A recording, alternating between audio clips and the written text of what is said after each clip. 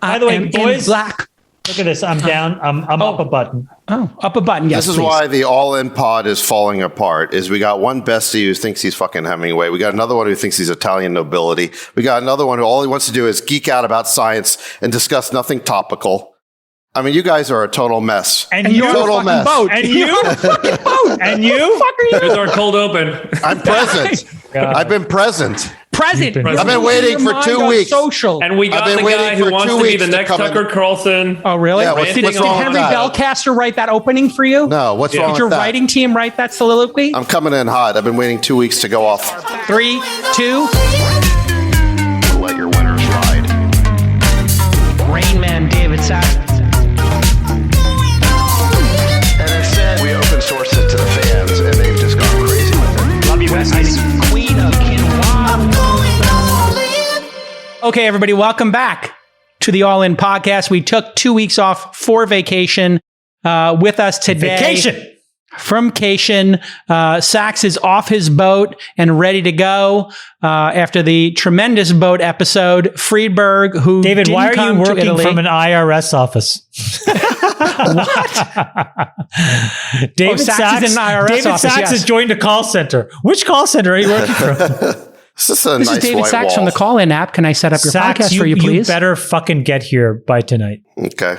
Yeah, Zach, You better play fucking cards, bestie. This is bullshit. You better fucking show up. This lineup is a shit show. Mr. Beast is showing up. Mr. Beast is going to play cards, and he plays Queen 8 offsuit to crack Phil. It's going to be very entertaining. All right, I'm flying back this afternoon. It's Mr. Beast, Alan, Schipple, Muth. This is going to be fucking fireworks tonight. Okay, Fireworks. All right, I'm coming. Lock it up, the 8 seat. Your 8 seat's locked up. Wait, what time does it start?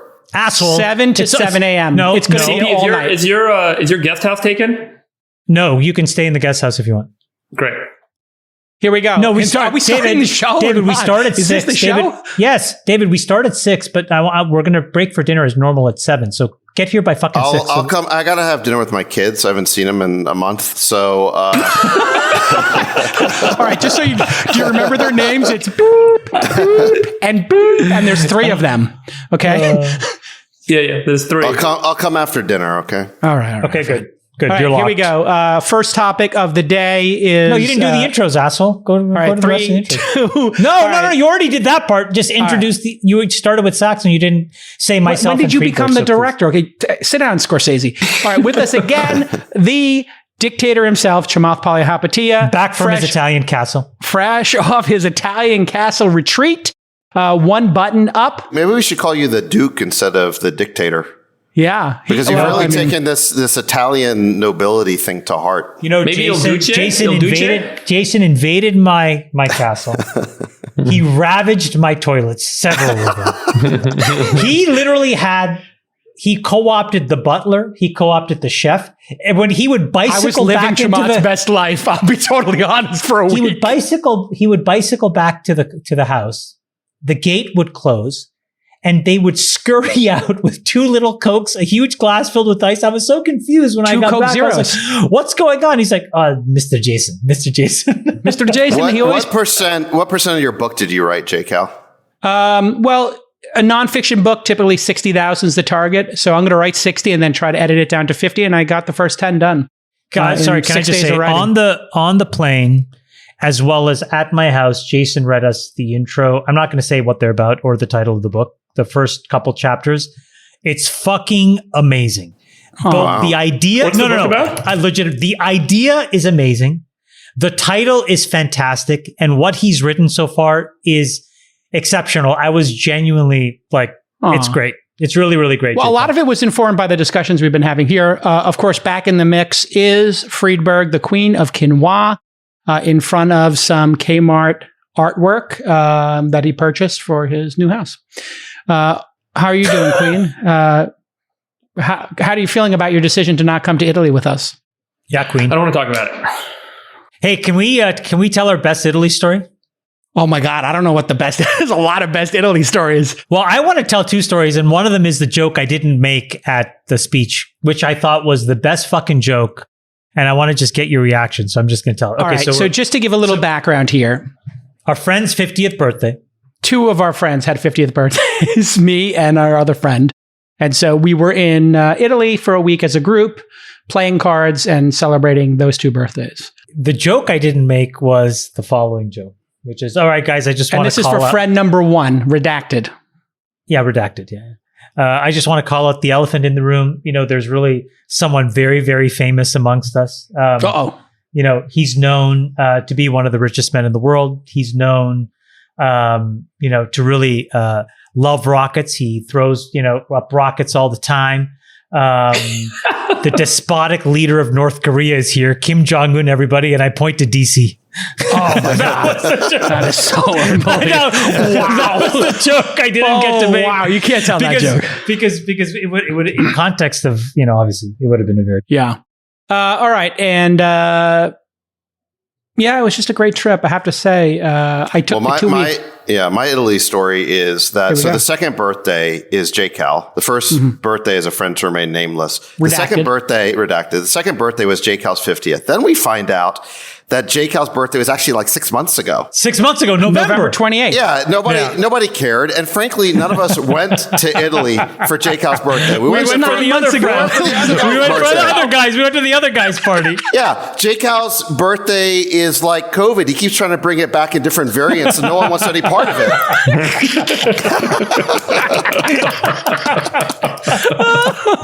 So on the last night of the trip, we had the JCal birthday party. And what do they serve? Pizza. I mean, like, because it's on JCal's dime. I mean, the rest of the week we had this like magnificent 5-star. God forbid you throw my birthday party for me, Sachs. You didn't even throw in any breadsticks. I mean, he just DoorDash Domino's. We had truffle pizza. Unlimited truffles. It was delicious. I think it was the best meal. I think you're just a little jealous because the dinner you hosted maybe didn't hit the notes you wanted to hit, Sachs. Oh my God, are you serious? We brought in he flew in a fucking troop from Las Vegas. He flew in a circus troop. About the food. I was talking about the pizza versus. You know, by the way, I just want to say that whole circus thing in the water. I got so mad at one of my kids because it was so dark and the kids were in the pool and he kept diving into the water. And I kept saying, stop, I can't see you. I know. And so I was just like, none of the kids should have been in the pool. I agree with that. And the truth of the matter is, you know, my 5 years old was in the pool too. And all I could do was keep an eye on him. I was so worried about it. I was playing lifeguard with my 3 as well. I didn't enjoy the show for that reason. Yeah, me too. They had the time of their lives. Yes, they loved it. And actually, that was definitely worth it. And the day before, I want to give credit to Sachs because Sachs and I went down to that restaurant. We made them open up the wine closet. We rated it. We found the best 3 bottles of wine and we brought them back for everybody. Oh, and then I'm not sure if you remember this. We taped an episode of Call in which I was a little drunk. Yeah. I was drunk. I was completely drunk. Yeah. So anyway, the whole world can listen to us drunk on Call-In we're launching on September 2nd. So. Oh, nice. Wow. Yeah. Nice. Congrats. Yeah. It's going to be a big deal. And congratulations to the All-In Syndicate members who wet their beaks and to my syndicate members. People don't know this, but it was the absolute record we've ever had for any syndicate. I believe at the end of the day, we had 150 slots and we had 950 people apply Sachs.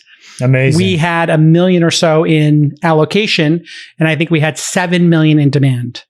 I am really excited. I'm really excited about this product. Huge. Yes, I'm really excited about this product. It's the best product I've been involved in creating. It's better than Yammer. It's better than PayPal.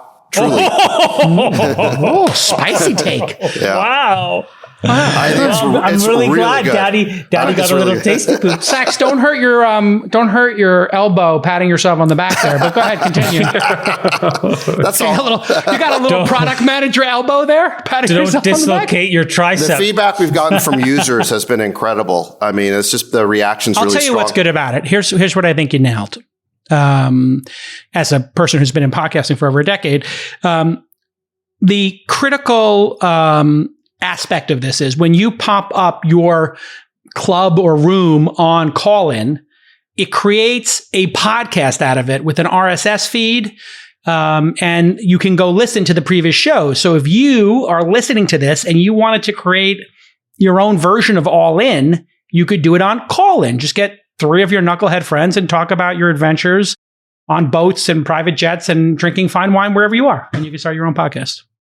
Yeah, it's not really expensive about the wine room. not included. Right. It's not the key insight. It's not about the room. It's about the show. You know, like everything we think of as social audio is really just a feature of creating a show, of creating a new podcast.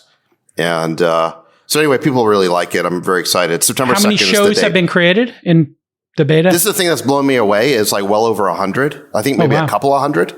If you go to the show directory, and the cover art that people have created is really elaborate. You know, people are really getting into it. I've said this before. I think you're a phenomenal. You're a phenomenal product builder. So I think this is really exciting. Thank you. Underrated product builder, I would say. But no, it's just interesting that this doesn't exist. Somebody should have made this already. Like there's Zencaster and Riverside for recording podcasts. There's Libsyn for hosting them. What's happened as a protected minority? I'd like to ask this question. What's happening to Clubhouse? I think it's irrelevant. I don't want to dunk on founders, but I think that they no, but why can't they just do these features? It sounds. I'm not trying to take anything away from you, David, but these are Sachs's features for sure. I think they will copy it at some point. Yeah, but I think that it's a good question, and I really think there's different visions here. So, I mean, I've listened to their founder talk about his vision, and it's very much about creating this live serendipitous type experience, like kind of like a cocktail party. And that's fine. We're not doing that. We're creating long tail podcasting is what we're doing. And my experience is informed by what we've all been doing on the show for the last year and a half, which is podcasting, right? And the thing that I've seen that I didn't know until we did the All In Pod is how much work goes into what JCal does behind the scenes. It's incredible. You know, we got Nick doing 6 hours of post-production on the show. I want to automate all that work away so anybody can do what we do. And that's like a very different vision. No offense, Nick. No, I mean, not everybody is going to want to put the type of post-production into this. They don't have, I've got 6 people on our podcast team. Like not everybody's got that infrastructure. So over time, you'll build that. I believe it. And I think it'll turn out great. All right, let's get to our first topic here. While we were away, the United States started the process of leaving Afghanistan after a 20-year war, in which I think it's pretty safe to say that was an unwinnable war. And we have failed like the Russians did. Sachs had a tweet that was getting a little bit of play on the old Twitter. What we're seeing before our eyes is the collapse of the American empire because the people in charge are completely corrupt and incompetent. But we can't talk about that because insiders can never criticize other insiders. The Larry Summers rule. Did I tweet that? You did. Oh, yeah. I mean, you might have had a couple of drinks, and then sorry, he actually didn't. He just texted that in the group. Okay, so that was a confidential text to our group that we're not supposed to even say exists. Well, no, it's okay. Don't beep it. It's okay. I mean, it's true. It's not exactly what I tweeted, but it's similar to things I've been tweeting. And tragically, yesterday, ISIS-K, which is an Afghan affiliate of the Islamic State, claimed responsibility for 2 suicide bombings outside of the airport, and that tragically killed over 100 people, 90 Afghan citizens and 13 American service members. I guess, we're not here to talk about wars. It's not exactly in the mandate, but everybody wants our opinion on this. So let's get started. Sachs, you have strong opinions. We'll start with you. How can you not talk about this? This feels to me, this is one of those events where, I was glued to my TV for days. I think I was in France at the time the Taliban overran Kabul. And yeah, it was, the Afghanistan war's been going on for 20 years. No one's been talking about it. It's just this thing that's been happening in the background. But all along, we've been assured by the Pentagon that we're winning. Hey, don't worry about this. We got this. And then you wake up one day and all of a sudden we've lost the war and the Taliban's overrunning the country. And you're like, what is going on here? Not only is the botched withdrawal incompetent, the fact that we were lied to for 2 decades about what was really happening. The idea that we had created, how many times were we told that we had created this Afghan army? It was 300 strong. We spent, $2 trillion in the country. And we were told the whole time that we were building institutions there, that we were creating a democracy in the Middle East, that we were even, promoting gender equality and lecturing the Taliban on toxic masculinity or something like that. And then we find out one day that poof, the whole thing was just kind of a lie. It was this giant debacle. And now we can't even get our civilians out of the country.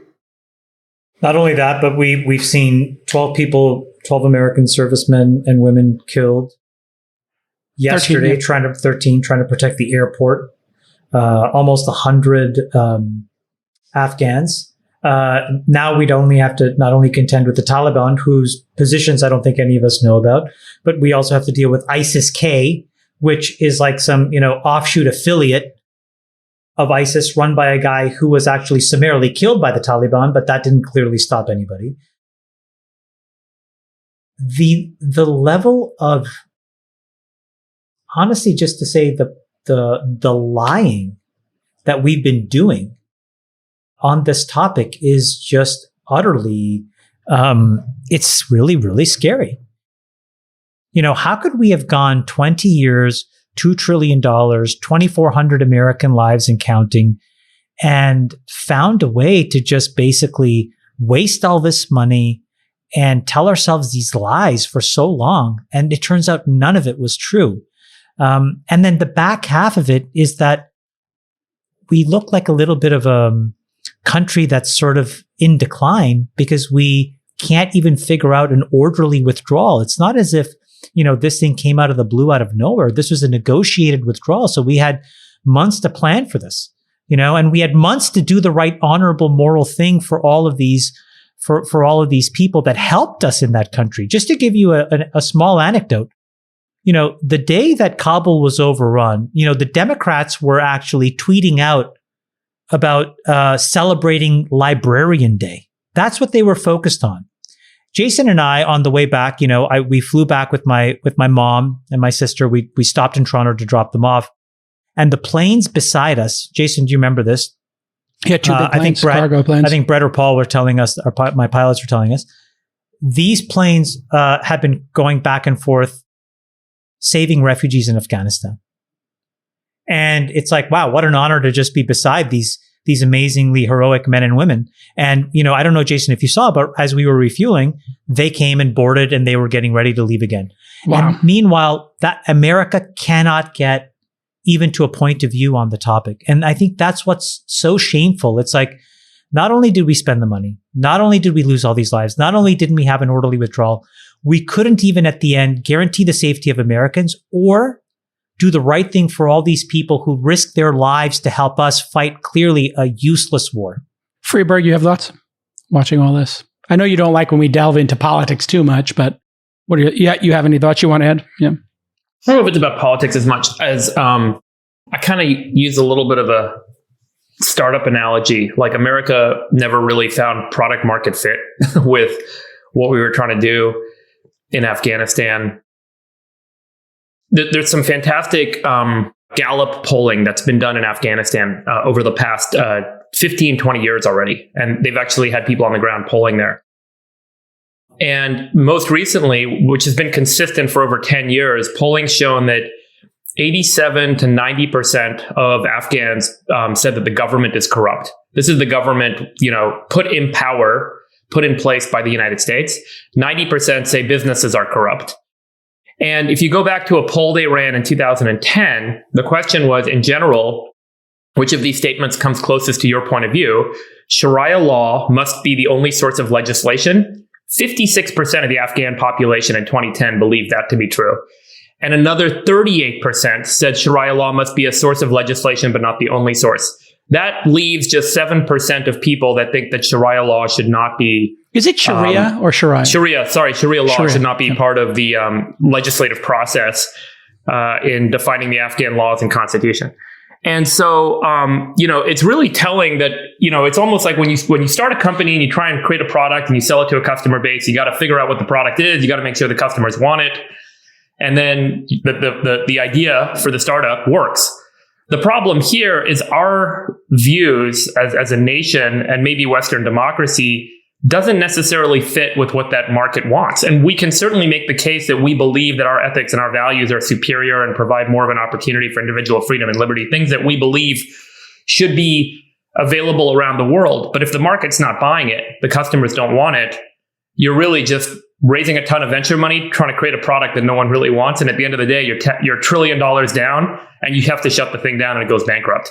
And that's effectively what went down here. And if you look at the history of Afghanistan, remember, they were in the Soviet-Afghan war in the 80s, nearly the entire decade of the 80s. Then the Taliban came along and provided a degree of stability in the 90s. And then all of a sudden, this Al-Qaeda 9/11 war began, after Taliban had been in power for a year. And it's been 20 plus years of strife and 20 years of strife and challenge, where the population have increasingly viewed the government to be corrupt, businesses to be corrupt.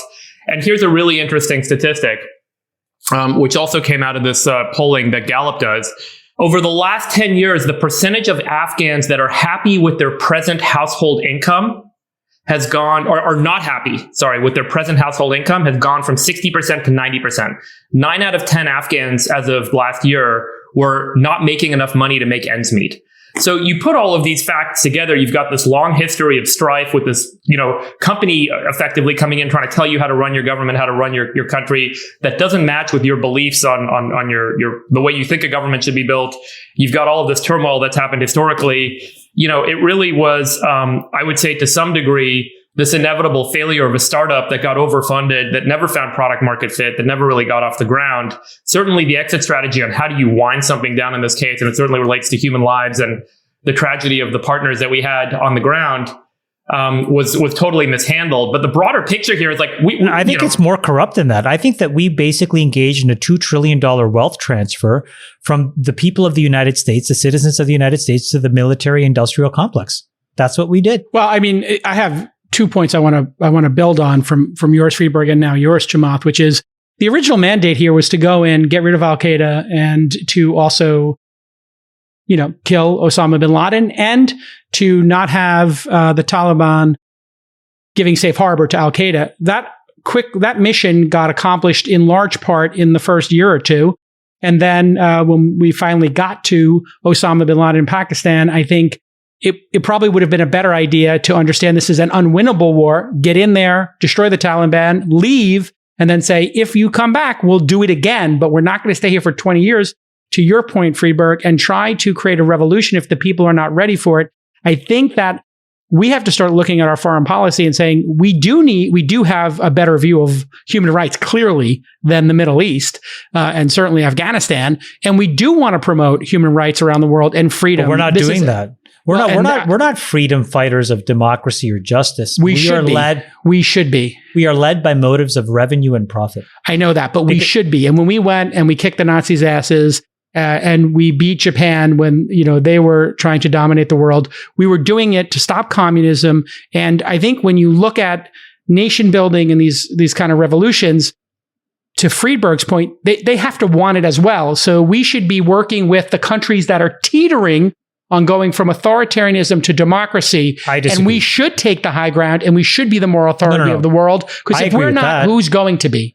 I agree with that part, but I think the right thing to do is just to open our doors and say, you know what, we're here. There's a draft, right? And the smart and the capable and the willing, we're willing to basically bring inside of our borders so that they can work on our behalf. And that's what other countries, I think, get right about all of this stuff. Like, again, as a Canadian, the Canadian perspective of this is not that you deploy troops and you get embroiled in these debacles over 20 years and thousands of lives and trillions of dollars. It's the exact opposite. They're there to support humanitarian efforts, right? They're there to send peacekeeping forces as they need to. But otherwise, their real response is to actually then open the borders for folks that want to be there, who are then wanting to trade up, Jason, to those values, because that's the simple way to self-select. Instead of saying, I'm going to impose my version of democracy over there, I'm actually going to show you what our version looks like over here. And if you want to come, the doors are open. Yeah. Certainly being an example is step one. And we, I think, do that largely well. But we do need to sometimes intervene. And I think that's the question here is, when is it just to intervene when there is human rights on the line? and a country is teetering on authoritarianism or democracy? Like, where is that line? The just cause here was to go get Osama bin Laden because he attacked us. And we should have gotten out of that country as soon as we realized that bin Laden was no longer there. I mean, that was basically after the Battle of Tora Bora. And if we didn't leave then, we certainly should have left after we got bin Laden in around 2010. So what were we still doing there? We were engaged in this exercise of nation building, which, by the way, we spent $6 trillion on nation building exercises in the Middle East between Afghanistan and Iraq. For what? For naught. This is why the electorate is in such a foul mood. How many of our domestic disputes are caused by the fact that we squandered that $6 trillion? That's more than Biden's entire domestic agenda. So we wasted all this money. To Friedberg's point, we never understood the culture there. And to Chamath's point, it was a giant money funneling operation to defense contractors. There's a great piece of reporting by an independent journalist named Michael Tracy, and he talked to frontline grunts about the wasteful spending. You know, they would send 12 Humvees to some local Afghan partner. Only 2 of them would ever get there. The other 10 would break down and disappear, and no one would even know where all the money went. It was like an unbelievable orgy of wastefulness.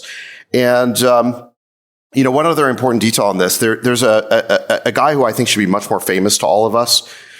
His name is John F. Sopko. He's the Special Inspector General for Afghanistan Reconstruction, that short for SIGAR. He was appointed by Congress about 13 years ago to look into what was really happening in Afghanistan and to report on quote unquote lessons learned from the Afghan war. And so for 13 years, Sopko has been very quietly, diligently interviewing people, everyone from frontline troops to commanders, about what's really been happening in Afghanistan. And he's been releasing these reports that everyone in DC knows about, but nobody in the country knows about.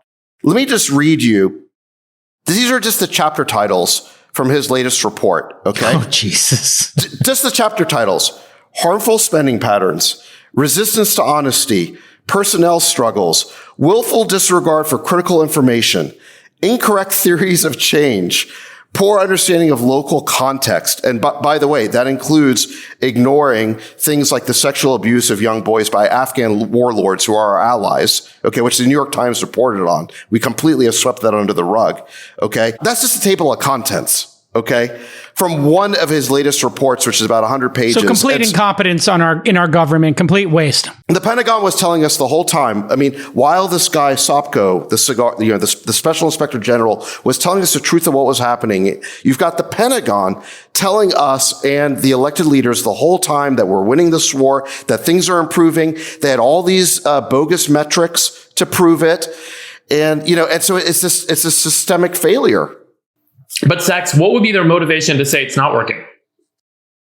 Look, I think that, well, right. What would be the motivation? Well, you can't fix what you don't measure. And so basically, like, if you want to lie, there you have it. We have that now for 20 years of lying. Let's talk about the metrics, because this is actually an important point.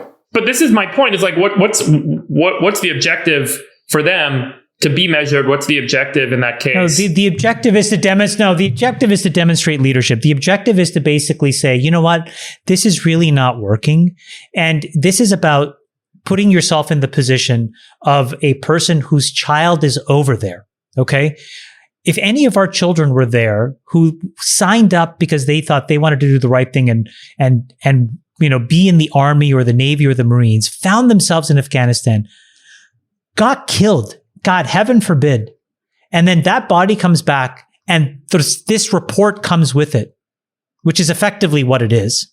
Okay. This is the coda to the death of 2,400 Americans and $2 trillion.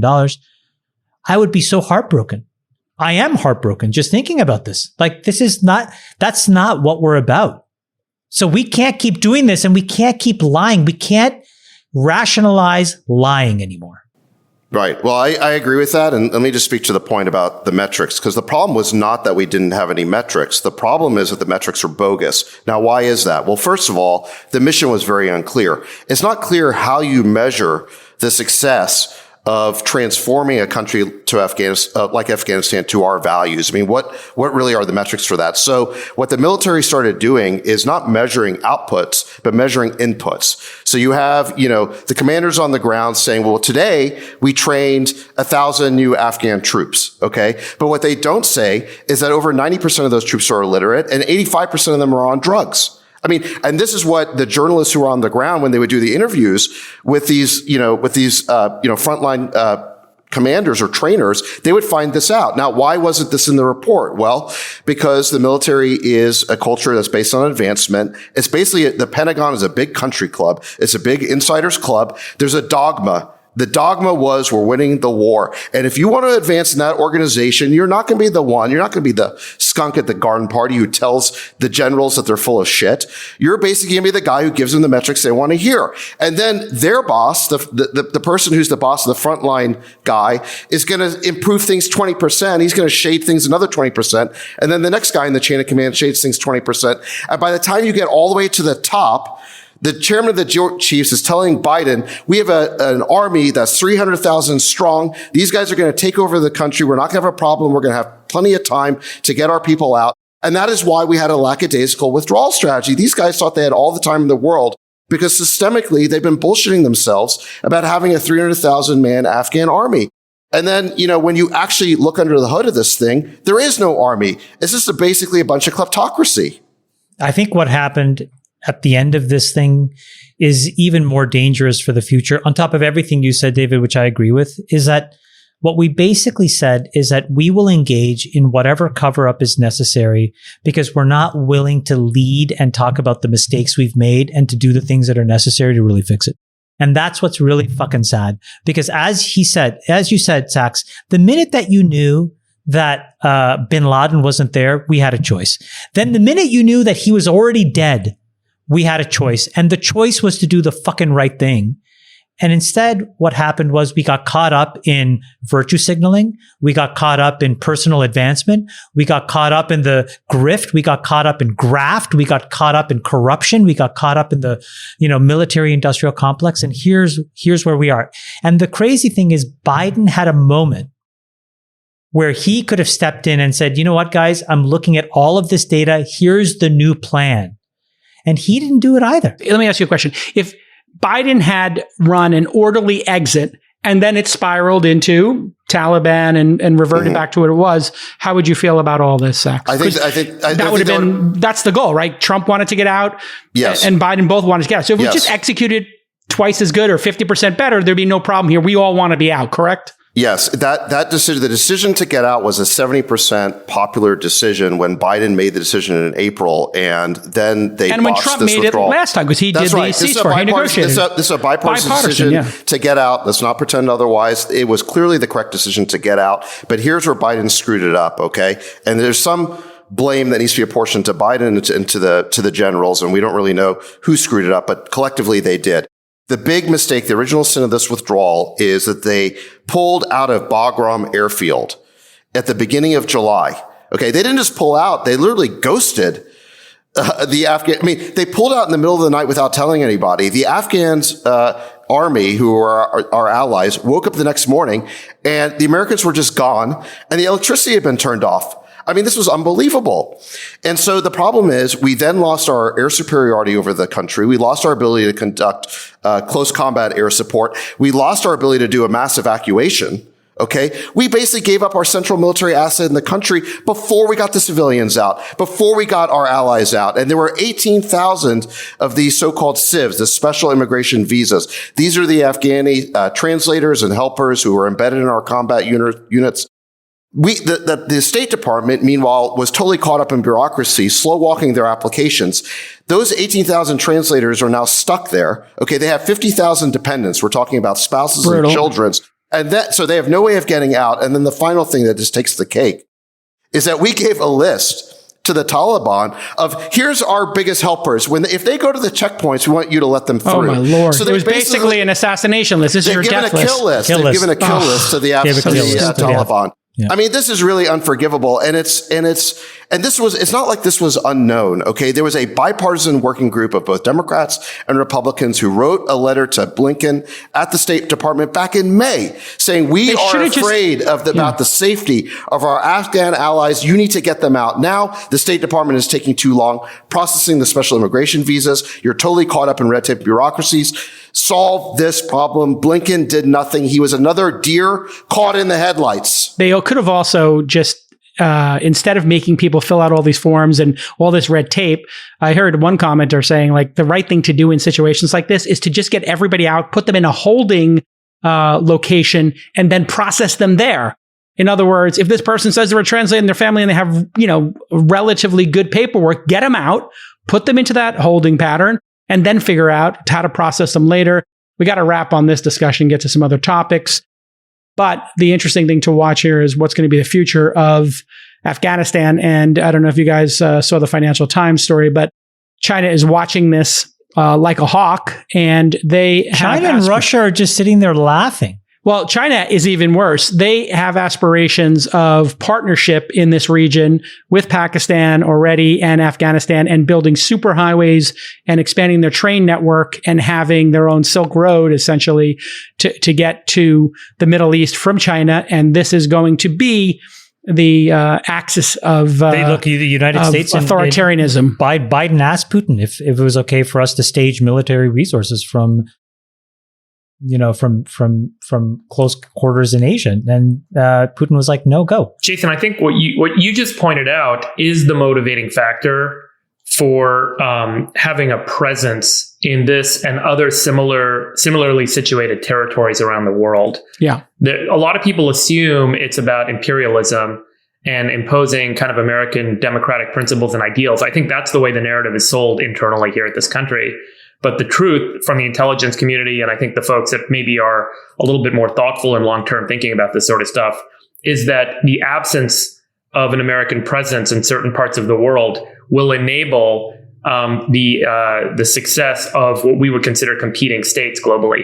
And there is still that unanswered question, ultimately, of how do we compete on a global stage, given what is currently a very negative view on our having a presence overseas, a military presence overseas, a physical presence overseas in these sorts of territories. And it begs the question of, does that really set us up for challenges and failures in the 21st century as a nation state, as the other global players, in particular China, take advantage of these openings? Yeah, well, I agree with that. And let me just say why China is so smart and we are so dumb.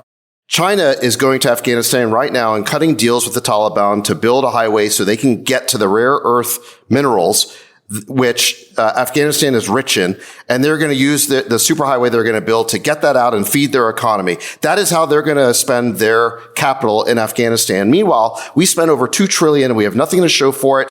They go abroad in search of rare earth minerals. We go there to lecture people on toxic masculinity. It is absurd. Okay.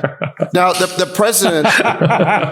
Well, you know what, Sachs? It's a little too cynical. We were also protecting. No, it's not. We were educating women in that country and don't forget the pronouns. Yes, from being don't forget pronouns. That's right. They, them. It's very important. That's right. We go there to lecture people on their pronouns. That is far too cynical, Sachs. No, it's not. We went there to protect some people who wanted democracy and to allow women to read and to be members of society. We just flushed that right down the toilet. Sorry. I know that, let's not conflate that we just want to lecture them. But David is right. We knew that the minute we pulled out, we were casting 50% of that population to a complete state of stasis that was completely not known.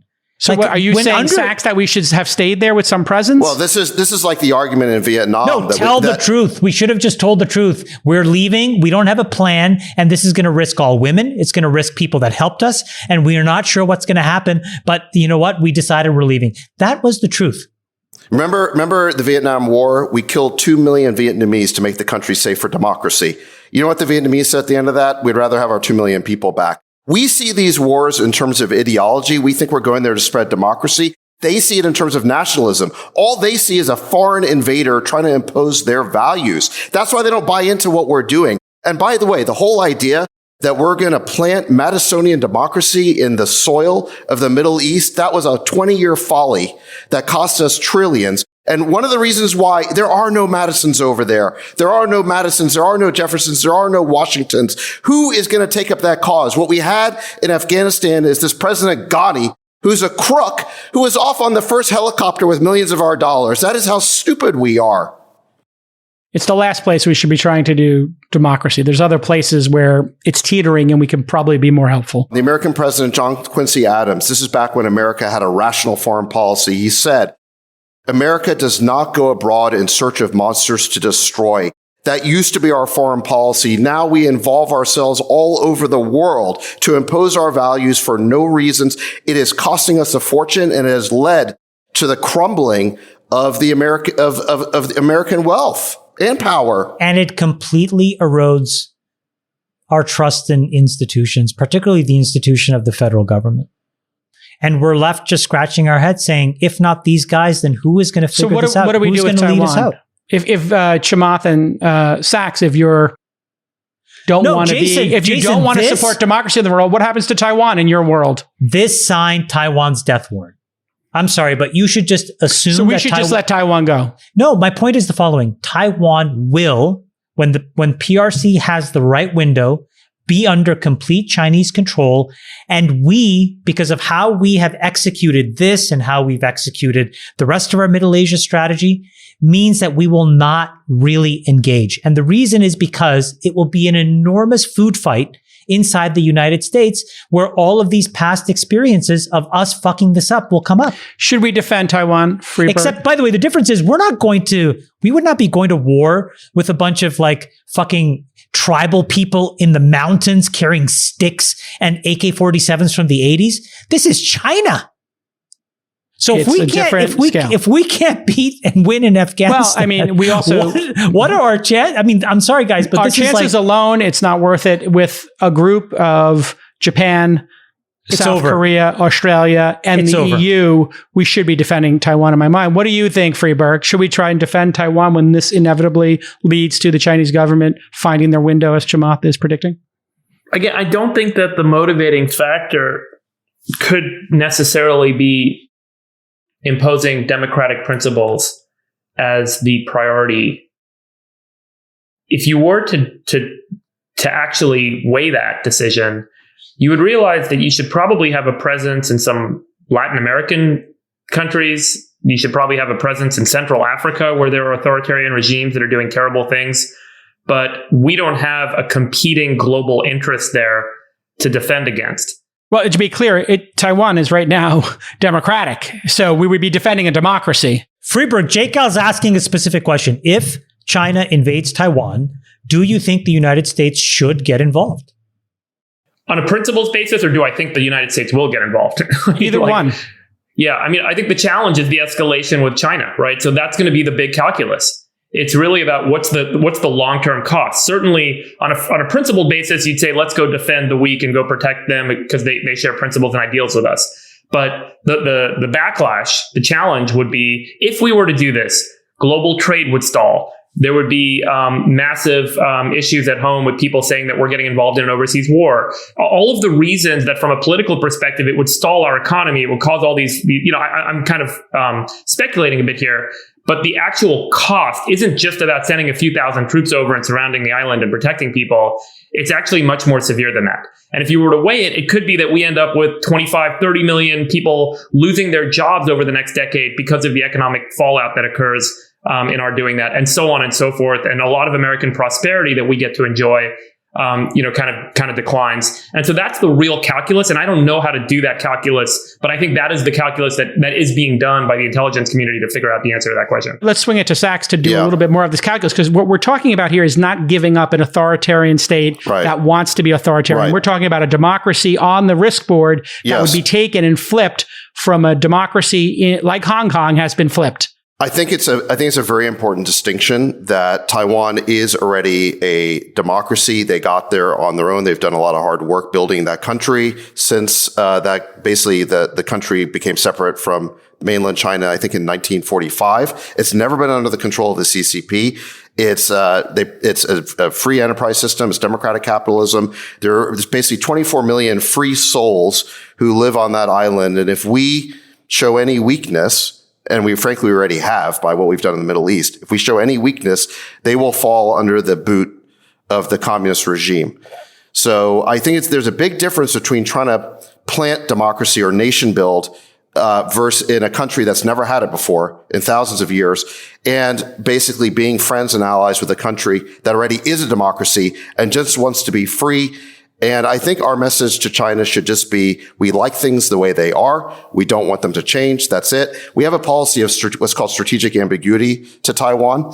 It basically says that we may come to the defense of Taiwan or we may not. And I think we should just continue with that policy. I think our message should just be, we like the status quo. We don't think it should change. Let's leave things alone. I think that's fine, but I think we need to be investing hundreds of billions. The trillions of dollars we wasted in Afghanistan could have been better served building an infrastructure in America for chips and semiconductors and a bunch of these critical components, because then it would give us a lot more bargaining room to actually be able to play out that strategic ambiguity more fully.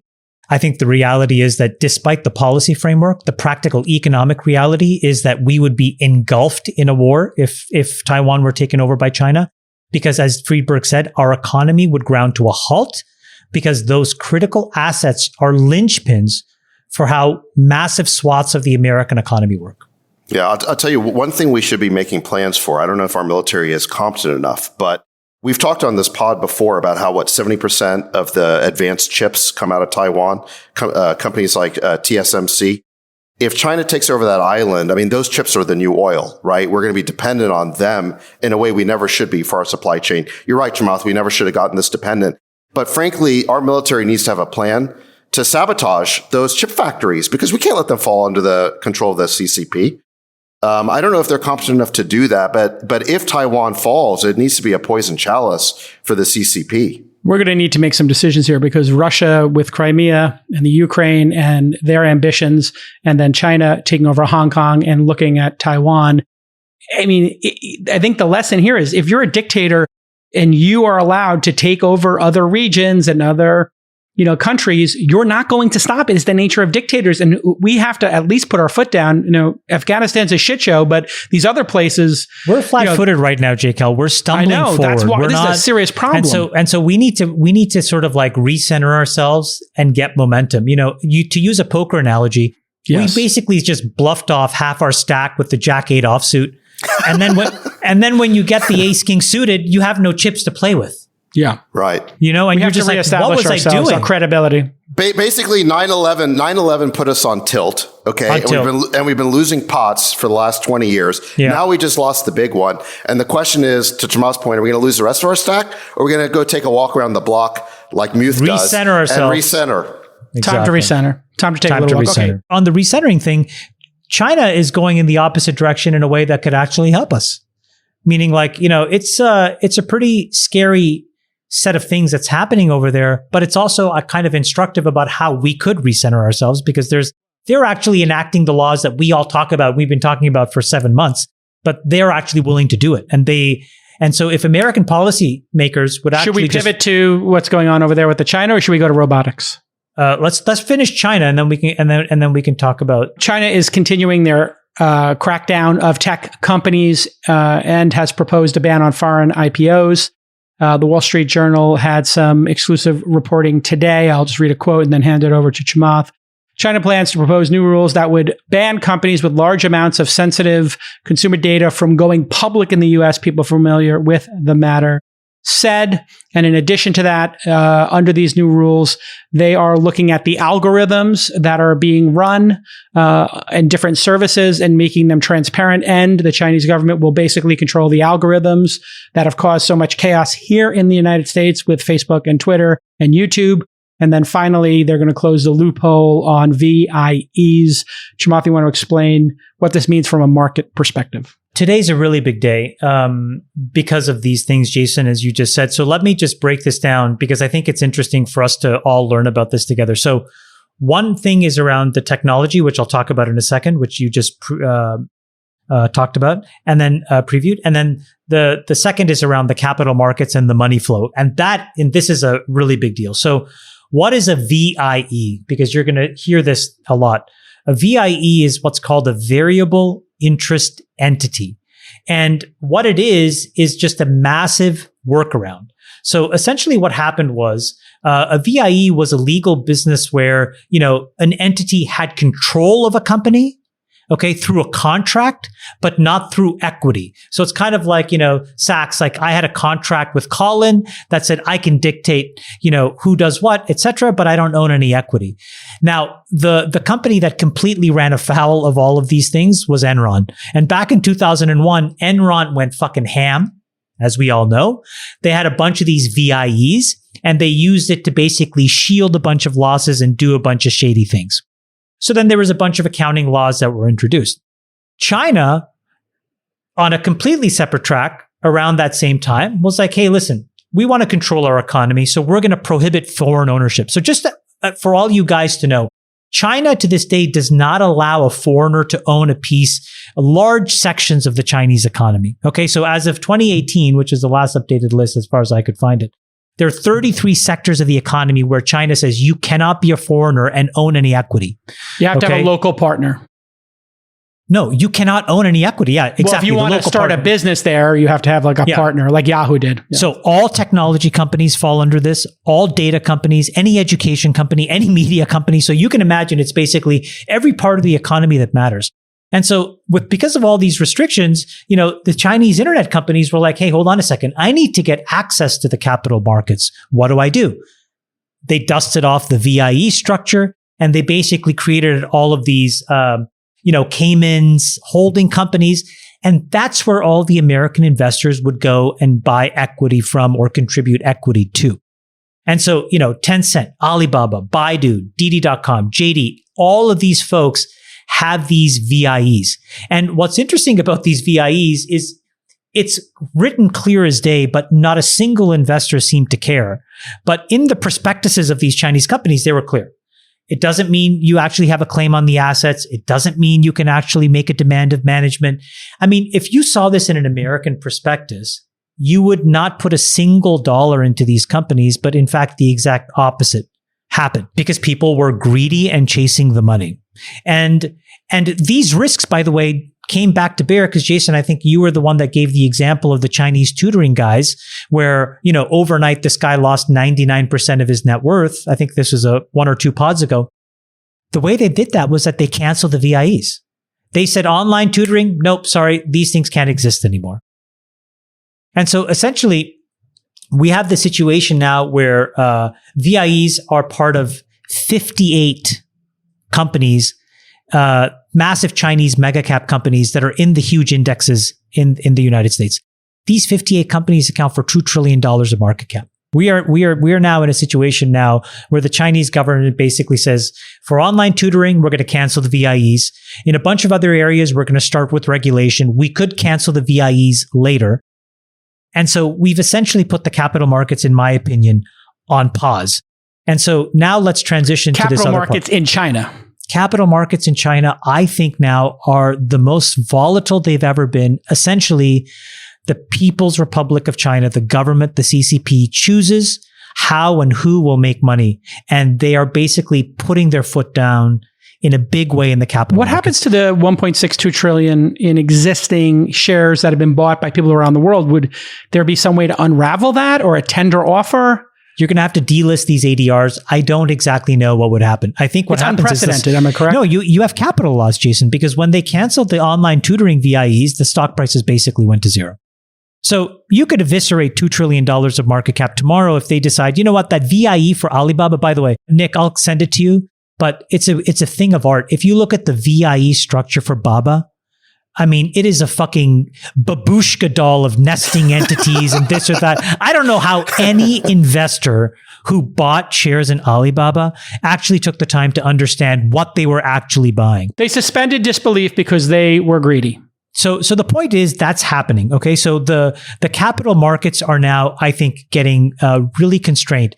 The complement to this is that they're starting to now introduce legislation as a prelude, in my opinion, to canceling some of these VIEs in the most important area that we care about, which is tech. So Jason, to your point, the Chinese cyberspace watchdog today or yesterday, I think it was, they just published a list of draft regulations that will now become law. I'm just going to read this to you. So let me just FYI for you guys. So let me just give you a sense of them. Users must be provided with a convenient way to see and delete all the keywords that an algorithm uses to profile them. Number 2, providers shall not record illegal and undesirable keywords in the user points of interest or as user tags and push information content to them, and they may not become discriminatory or biased based on that information. Users must be informed that algorithms are being used on them to recommend content or products to them, and they must be allowed to opt out and see completely generic, non-personalized results. The algorithm recommendation shall adhere to this is incredible, to mainstream values. I don't know what that means. They must harmony in China. They must actively spread positive energy and promote the application of algorithms for the better. Providers shall regularly review and evaluate and verify these algorithms, models, and data with these watchdogs. These watchdogs will now start to increasingly take board seats on on Chinese companies. So you put these two things together, it is a big moment in China tech. It's a takeover. Yes. I mean, so some of those provisions sound like, privacy regulations we might want to adopt over here. Completely. But I think we should focus on the one towards the end that you mentioned. The algorithm recommendation service providers shall adhere to mainstream values, actively spread positive energy and promote application outcomes for the better. Now, how do you actively spread positive energy? I mean, as a business person under that regulation, like what does that even mean? I mean, it basically means what you're not spreading, David. It means you're not spreading a protest in Hong Kong. It means you're not talking about the Uyghurs. It means you're not talking about Tiananmen Square. You're not creating social unrest.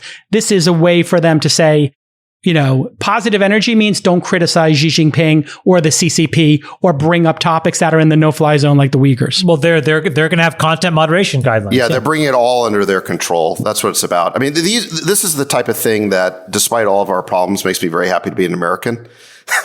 Yeah. Can you imagine? Well, I would say, though, that the first part of what I said about their regulations, to me, seem really intelligent. And I think Americans would want that. And if American policymakers would actually just suspend disbelief for a second, go to the Chinese website. Nick, we can put a link into the show notes of where the regulations were published, and actually try to implement those laws. I think we, as Americans, we'd all want most of them except that one. Yeah, well, that's what the devil does. They mix the lies with the truth in order to get you to be convinced to give up your freedoms. Friedberg, what are your thoughts? I'm getting increasingly convinced that this idea of like decentralized blockchain-based governing might work in the 21st century. I just feel like we keep hearing more about the overreach and the ineptitude of centralized institutions like CCP and the U.S. government. And, I'm not hearing anyone that says, man, this is a great, we're seeing great progress. No, but Friedberg, I think the CCP is actually pretty good. What they do, we may not agree with them, but I think they're pretty competent. I agree with you generally. Yeah. But I do think it creates an incentive and a motivation also, because if you don't agree with their principles, you're going to find yourself looking for an alternative. So, I don't know, this is probably not the right time or forum for this conversation. We should probably do it on another show, but we should talk about some of the innovations, blockchain innovations that are taking place. And JCal, I know you spent a lot of time on this as well, but, it'd be worth kind of talking about the notion that, can you see governing move to the blockchain? And what does society look like in maybe the 22nd century if this becomes a reality? And how does the world kind of evolve there? Well, in the crypto world, you would put in some effort, you would have some skin in the game, and you would, because of your processing power, your nodes on the network would get some vote. So it'd be like in a democracy, how much money you had or how much work you produced, you had some sort of say, which kind of sounds like ours. I mean, imagine if the US government, instead of, having some folks go to Congress and say, I want $1 trillion and spend 25 years in Afghanistan, it was more of a distributed decision-making process where data was available in real time, metrics were used to make the decision. And the folks that actually contributed dollars to the network ended up being the ones that made the decisions based on how many dollars they've contributed or based on some other principle of decision making that doesn't kind of aggregate institutional ineptitude, which is kind of part of the issue we've seen here. Well, so I think that brings up an interesting point, which is, when we talk about all the ways that we could have spent these trillions of dollars better than nation building, here's the fundamental problem. I agree with that. I wish we had spent the $6 trillion that we spent on nation building in the Middle East. I wish we had spent that at home, domestically, on our own priorities. But here's the problem is I think what Afghanistan and specifically the military industrial complex shows is how good these special interests get at extracting money from the system while providing so little value. We spent these contractors spent, or they charge so much to basically deliver so little in Afghanistan. Do you really think it's going to be much different for the $1.2 trillion infrastructure bill that's coming? And if we created, they're licking their lips. They're licking. Yeah, exactly. The people, the groups who are going to get that money, who are going to feast on that $1 trillion, are people who their skill set is lobbying. Okay, that is what they spend their time doing. And sorry, I took us backwards. And if you are really good at lobbying, why would you even waste your time trying to get good at delivering value? You're not. That's your business is lobbying. Well, that is your value. Yeah, that is your skill set. Exactly. So this idea that we can basically spend $1 trillion on some domestic innovation program, the problem is it'll never go to the right people. It'll never go to the innovators. The best thing we can do is just not spend the money, quite frankly. So smaller government. Or how about just not a government that's $20 trillion in debt? I don't know how it's like smaller or small government if we were to save $6 trillion, would still be $14 trillion in debt.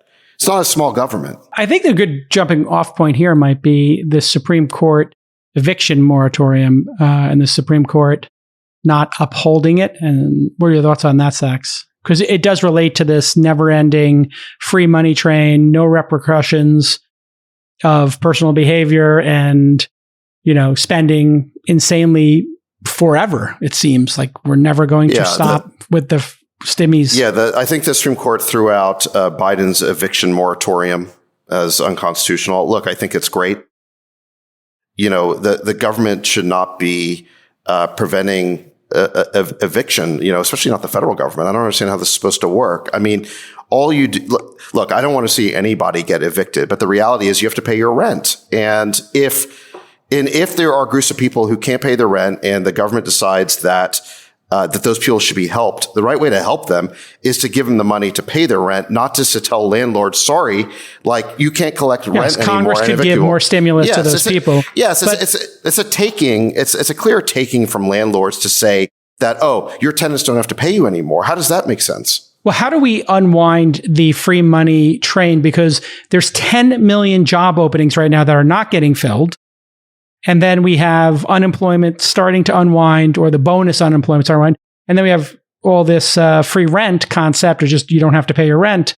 At some point, it feels like we have to let the free market come back, and maybe people can't pay their rent, so they go take one of the 10 million jobs. I know that sounds cold-hearted. No, at some point there has to be some landing. You've talked about this before in California. We have a labor shortage in California. We've basically run a controlled experiment in the UBI, the Universal Basic Income, where we've basically been paying people not to work or paying them regardless of whether they work. Guess what? They don't take jobs. And so we actually have a labor shortage in California despite having high unemployment. At some point, the government's going to have to say to people like, look, COVID is not an excuse for shirking your adult responsibilities. We all have a responsibility to go to work, to pay our rent, to pay our parking tickets. And COVID has been this excuse for suspending this sort of normal life. And the problem is COVID's going to be around forever. It's like the cold or the flu.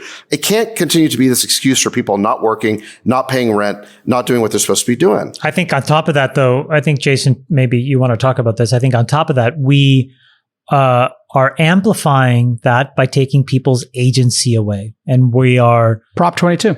Yeah. And Prop 22 is a perfect example of that, which you should talk about. But when you put these two things together, on the one hand, you have a government that basically wants to subsidize opting out of the system. And then you have a set of laws that, if they're not unwound, reinforce that dynamic. And you put these two things together and folks just want to sit on the sidelines. Yeah. Let's get Friedberg involved. Friedberg, you want to talk about the Prop 22 Supreme Court decision, et cetera? Yeah, there was an appeals court. An appeals court that overturned some elements of the California Prop 22, which was a heavily lobbied California proposition, lobbied by Uber and Lyft and other businesses that have built effectively marketplaces for independent contractors, like drivers and delivery people and so on. The SEIU, which is a big employees union, had fought very hard to pass legislation in California that made it effectively very difficult for people to operate as independent contractors, and forcing companies like Uber and Lyft to treat them like full-time employees, or to treat them like employees. And so Prop 22 was to counter the union-funded legislation, which basically provided more freedom and flexibility to workers, where there weren't all these very arbitrary random rules that if you're a writer, you can be an independent contractor, but if you're a driver, you cannot. And, all this nonsense that took place because the unions were trying to increase the scale and scope of their union base.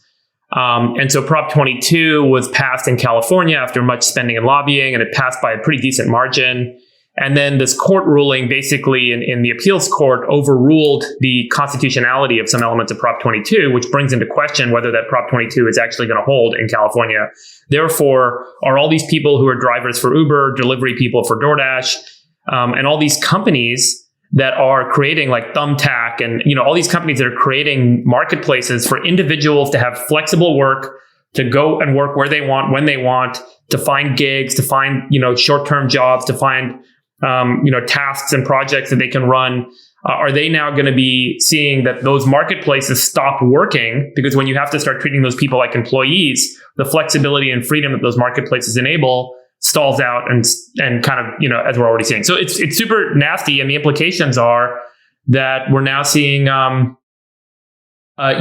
now facing once again this crisis of, our basically lower income people, people that want to have flexible labor, going to be restricted from having access to gig jobs because the unions want to force everyone into a full-time job, which, as our friend Bill Gurley pointed out, is kind of like an archaic element of, the 19th and 20th century. I mean, this is like let's play old school a way clip of work. from Bill Gurley, and here it is. There's one big issue that I don't think is talked about enough, which is, if you poll the drivers, they're not looking for any changes. They're really happy with the flexible work product. If you look at the voters of California, they stepped up and voted and made it very clear in a state that voted 2-1, in favor of Biden. They came down very strong, 60-40, that they didn't want this to happen. And there's one entity that's really been pushing this the whole time, going all the way back to 85, and that's the SEIU. It is a single union, but to call them a single union understates it because they are the granddaddy of special interest groups. I sent along some data, maybe you can put on the screen. They spend more money lobbying than any other organization in our country and have for many, many years. They only represent 2 million members, but oddly, those members are in hospitality, healthcare, and government services. They're not even in this industry. So they're taking the dues from their members and using it to fight these battles because they want to expand their footprint. What they're really after is putting $420, which is the minimum member union fee for the 2 million they have. They want to expand that to these drivers. So they don't actually want to help them. They want to add to their cost. But they're the one that's been pushing this the whole time. And I think it's worth just saying one thing on this, which is, this is really kind of a question not about California and Prop 22, but it's a question about what is work. and all the tech companies that are enabling a new form of work globally. People don't want to have 40-hour-a-week jobs. People don't want to have to go sit at a desk all the time. People want to have flexibility in their lives. They want to have gigs. Technology enables us to quickly find short-term jobs, short-term opportunities to work on things and make some money and figure out how we want to build our lives in a more flexible way, figure out how workers want to build lives in a more flexible way across all industries. And it's really, frankly, a non-progressive policy to say that everyone has to be pigeonholed into working, full-time, 40-hour-a-week labor jobs, be employees, and not have the flexibility of running their own business in their own way with their own time and choosing what they want to go do and work on.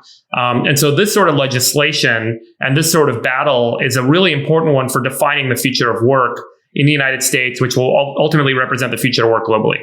And the craziness of all of this, David, is that Uber drivers, Lyft drivers, DoorDash drivers, et cetera, are getting paid a fortune now because there's a labor shortage. And these ride-sharing companies have given a minimum $21 an hour fee. So I don't know exactly what's going on here, but it seems to me like it's a union grab because everybody else who's affluent or rich, real estate folks, doctors, whoever, can be freelance. But if you're a rideshare driver or a freelance writer, you don't get to be. And it seems just incredibly unfair. It is. And, one of the best things about COVID, I think for all of us, is that we learned that we could do our jobs from anywhere. We didn't have to go into an office. We didn't have to work the standard, 9 to 6 hours. We could be anywhere. We had flexibility. And I think it's one of the lasting consequences of COVID that's actually been very positive for a lot of people.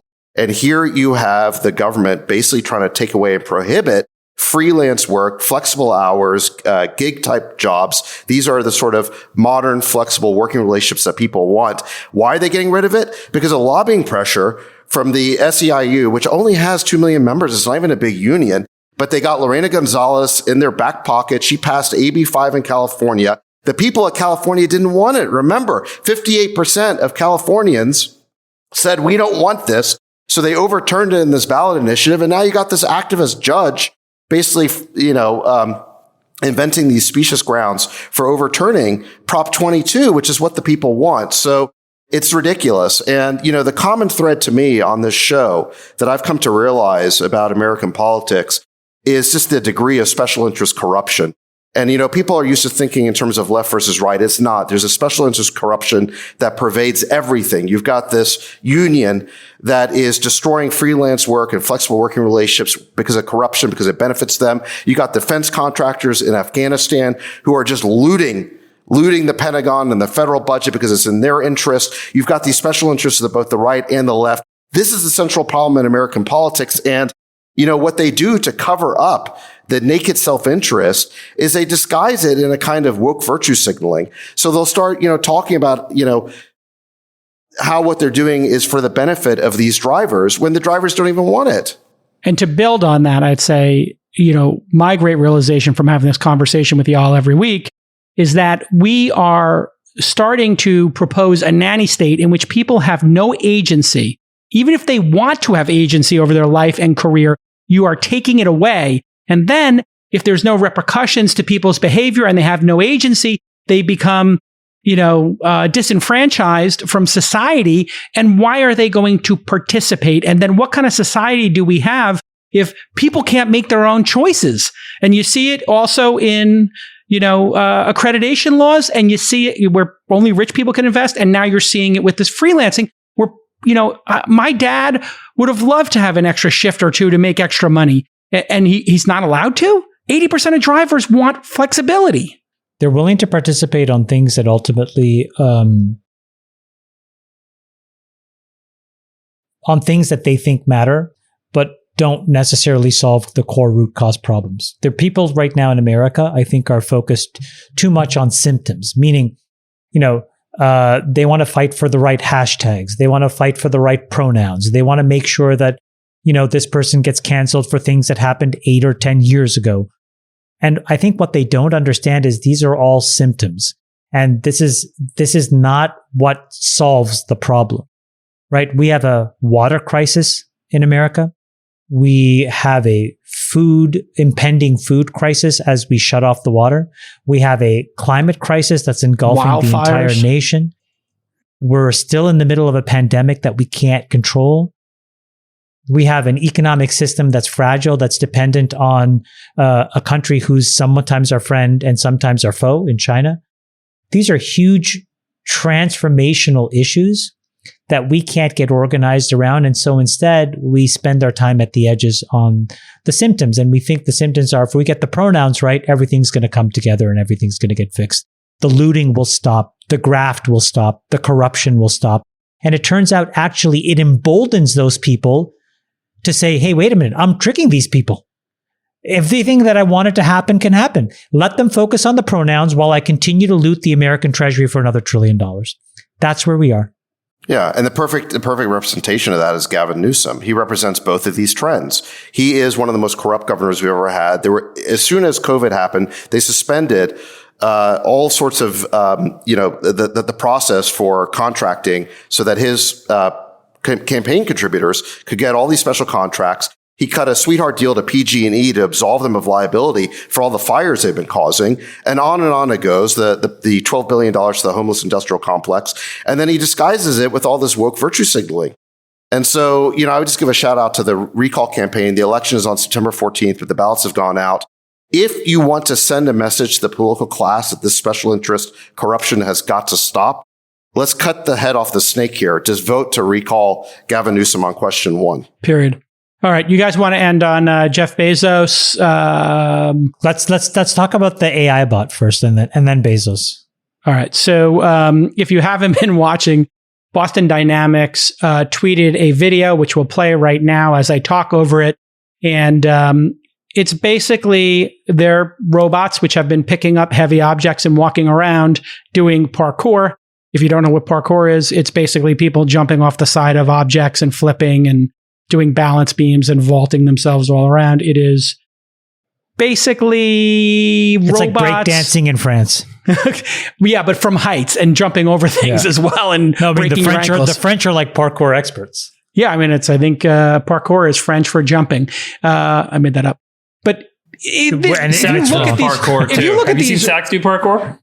No, absolutely. I have never seen him do we'll show that parkour. video. I have seen him so drunk that he's on the floor, but never seen him do parkour. But don't get in the way of Sachs and a bottle of DRC. This robot looks more dexterous than any of the Terminators we saw in the films. And then adding to that, and if you didn't know, Boston Dynamics got bought by Google. I'm sure Freeberg has some inside information on that. And then they got sold again. SoftBank had bought them, and now they are owned by Hyundai, the South Korean automaker. Because apparently the softies at Google didn't want to be involved in government contracting with robots, i.e., making soldiers of the future, which obviously I don't know. The Chinese have. I wouldn't characterize the whole story like that. I mean, remember, like what was it? Well, Google bought Boston Dynamics in 2013. And remember, Boston Dynamics had been around for over a decade prior to that. They spun out of MIT like in the 90s, I think.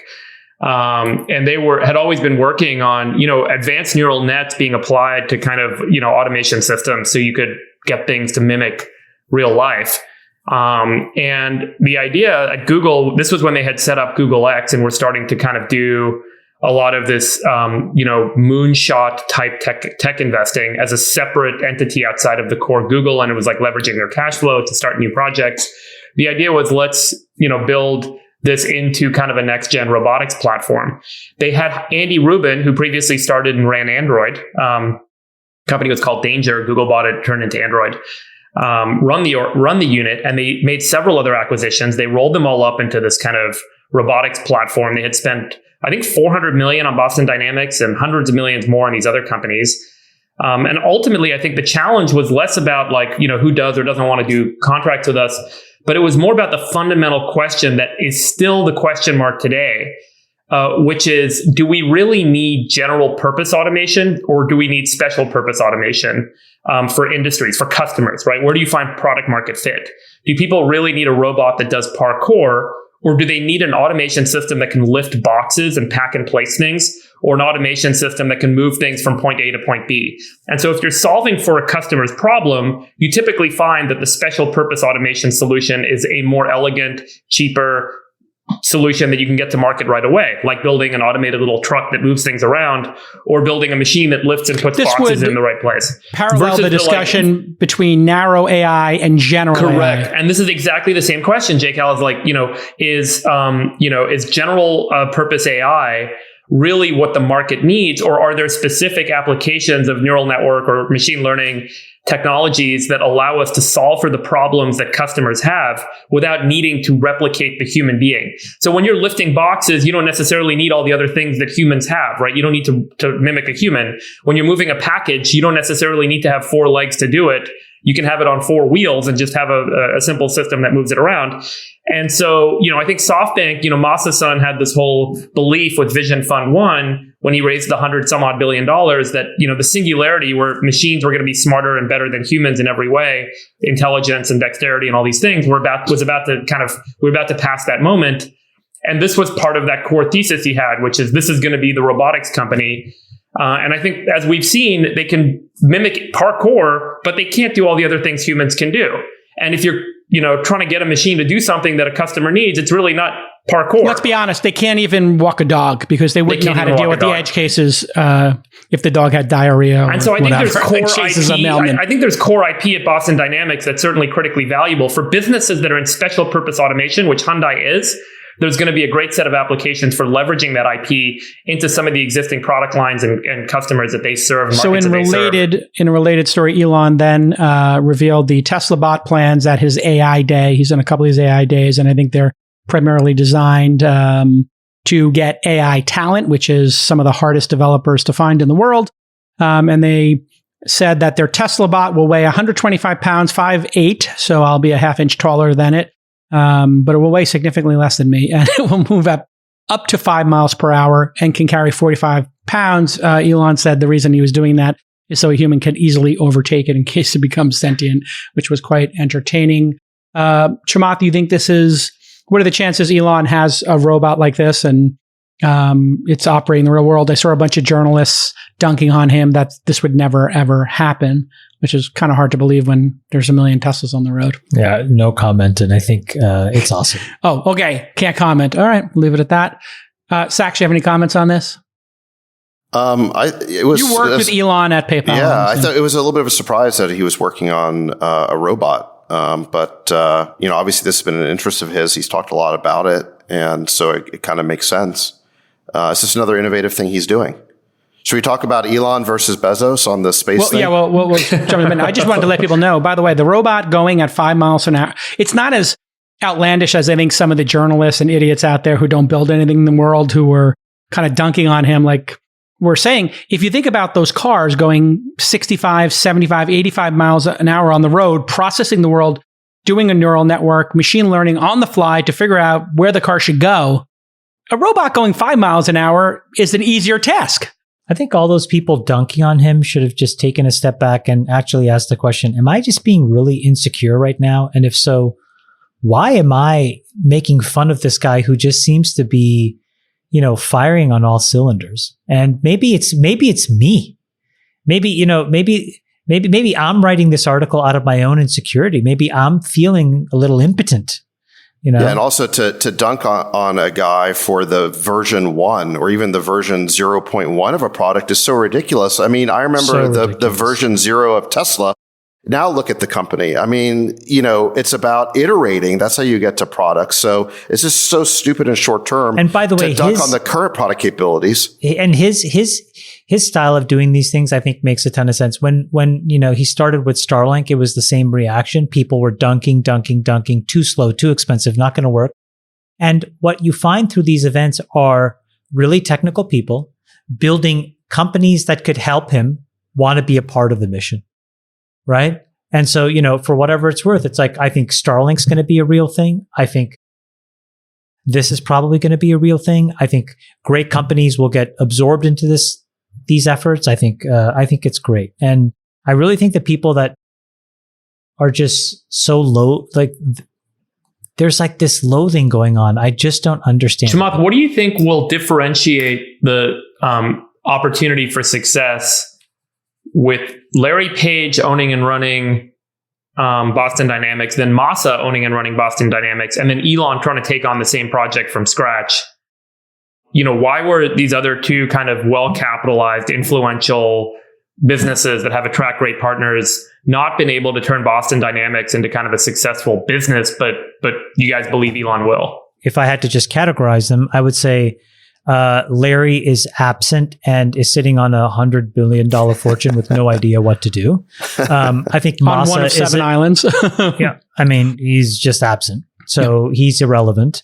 I don't think anybody knows what the fuck he looks like. I mean, we do, but he's frittered away enormous potential, I think. I think Masa is a master capital allocator, but not an engineer. And I think Elon is the most important technical product and business mind of our lifetime. I think the answer is even simpler. He's the customer of the robot. So he understands what the spec should be because he has so many robots working in the factories. So he's going to buy the first 1,000 to go colonize Mars or work at a space station to build shit in space. And he's going to have them working in the Tesla factory and for the Boring Company carrying rocks out of tunnels. He's the customer. Of course he knows. And Masa wasn't the customer. Masa was looking to increase whatever money he bet on it by 10x. But it's also skill set. Like Masa, of course, is an incredible visionary and investor, but he's not going to be the guy in the engine room making the robot. Larry, now, in fairness to Larry Page, he could be that good. And there was a moment in time where Larry was that good and frankly better than Elon. But that window has closed and it's well past. And now, it's kind of like the player that just keeps getting better and better. I think that's Elon Musk. Go ahead, Sachs, your thoughts? I mean, nothing to add to that. I think you both make great points. I mean, the amazing thing is that Elon is still working so hard, doubling down, coming up with new ideas, new initiatives. I mean, it's working incredible. Harder than ever. When most people are, most people would do what Larry did, go buy an island or 7 and hang out, Yeah.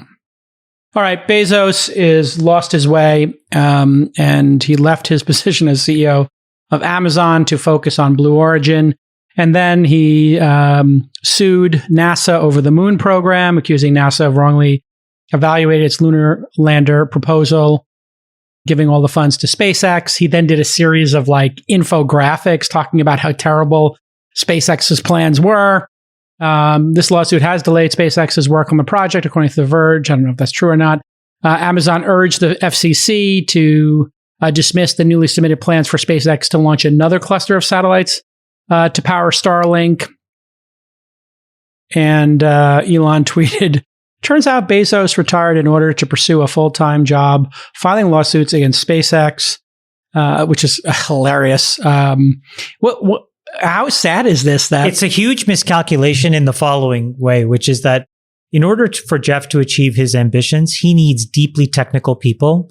And this is the simplest way to basically turn them off because this is not what technical people do.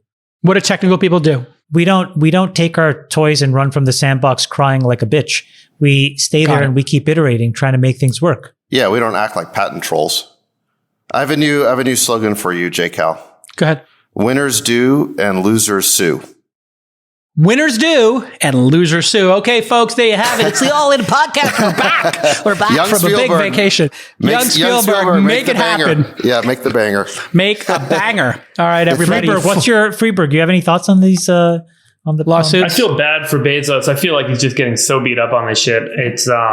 It's honestly, it's a little disappointing because I think he's got all the right intentions. He's an incredible engineer, obviously an incredible operator. I'd love to see him and Elon succeed in the work they're trying to do, as well as all the other startups that are pursuing this. I am concerned about, frankly, the lack of commercial readiness for this industry. I feel like in terms of the hype cycle, we're at that early point where the investment dollars and the number of companies exceeds the market demand.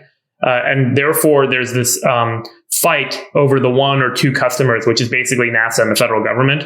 And it's creating this really nasty set of circumstances because that's where the money comes from. That's where the customers are right now. And so they're all fighting over one or two customers. And, Elon filed suits against, federal agencies when he lost contracts. And he did that when they no-bid them.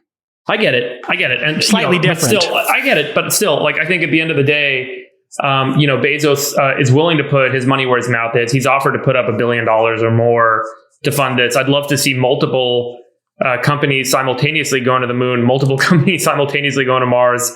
But rather than have, a single contract with one customer, or have, private industry figure out ways to make money from this and fund it. The challenge is it's another product market fit question, right? The market is one customer today.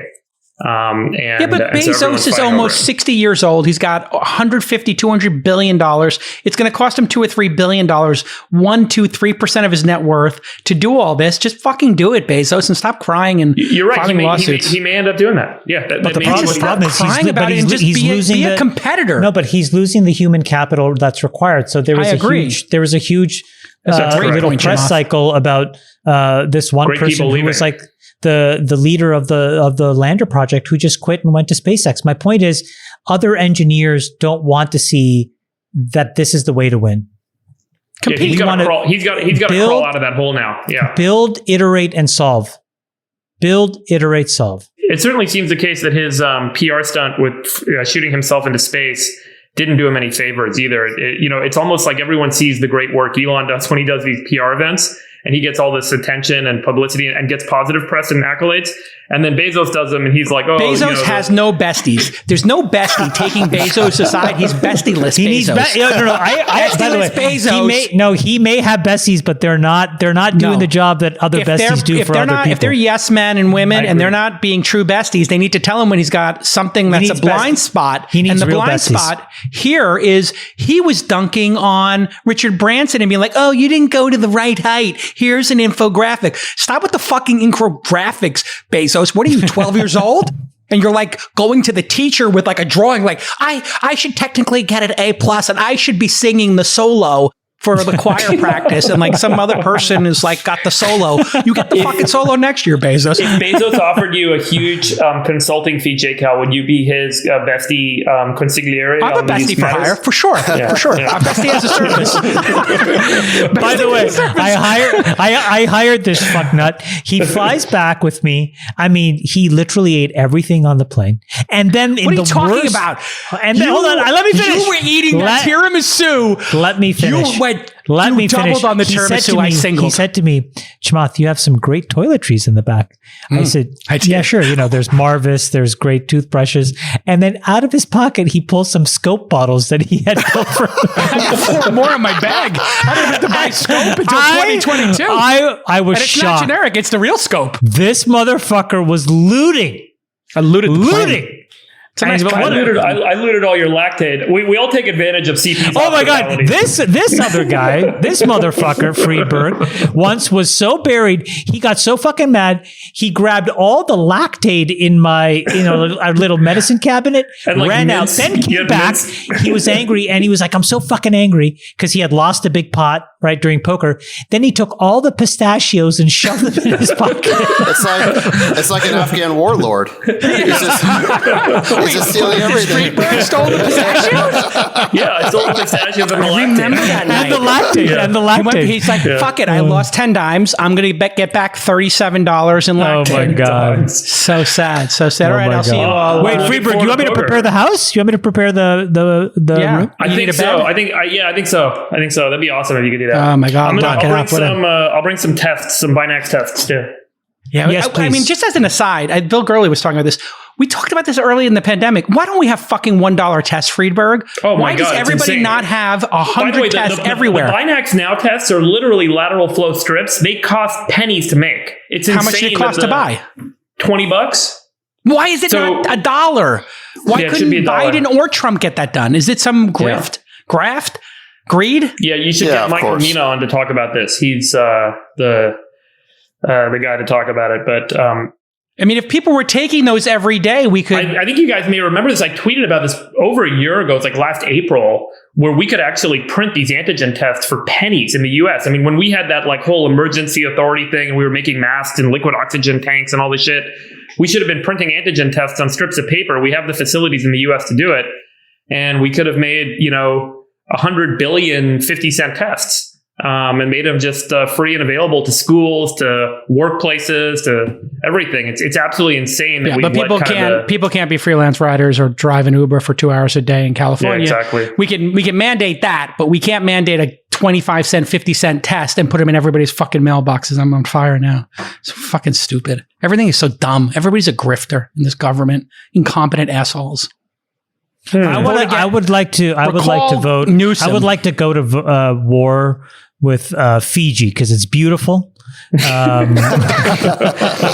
Occupy Fiji. I'd like an island, and I think that Fiji probably has a lot of them. Well, Fiji is not respecting pronouns, French Polynesia, so we should go just because I think it's a little closer. Yeah, we could go there and spread pronouns. Yeah. Also, I'd like to go to war with Iceland, but only in the summertime because I hear it's beautiful there. I'm going to war with Tuscany over the gelato. I'm going to war with Florence over gelato. I'm going to occupy Tuscany for the pizza and the pasta. I'm occupying Tuscany. You'll need to build a Bagram in all these places just to accommodate all the private jets that are going to come in.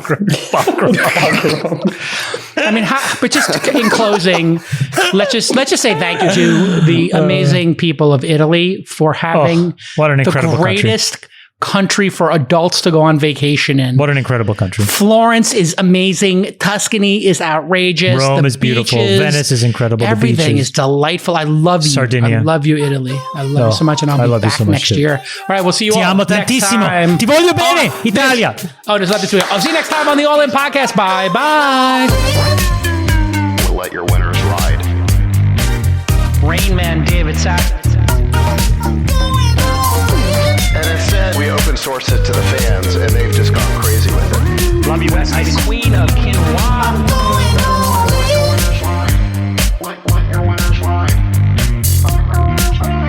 Besties are gone. 13. That's my dog taking a notice in your driveway. Oh, man. My haberdasher will meet me at Clinton. We should all just get a room and just have one big, huge orgy because they're all just useless. It's like this sexual tension that they just need to release somehow. Wet your beak. Wet your beak. Wet your beak. We need to get merch. Besties are back.